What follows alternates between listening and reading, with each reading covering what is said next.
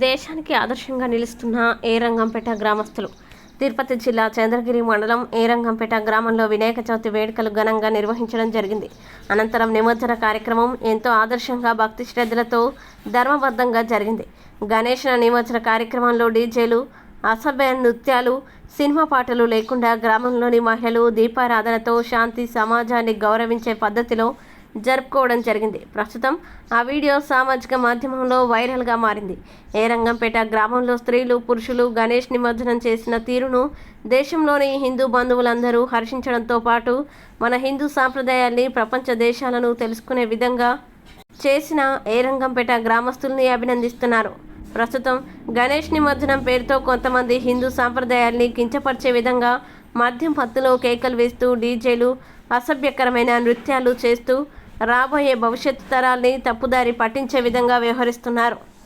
ప్రస్తుతం అలాంటి వారి ఆలోచన విధానం మారే విధంగా భవిష్యత్తు తరాలకి హిందూ సాంప్రదాయాలు తెలిసే విధంగా చేసిన ఏరంగంపేట గ్రామస్తులకి V69 టుడే ఛానల్ తరపున ప్రత్యేక ధన్యవాదాలు తెలియజేస్తున్నాం.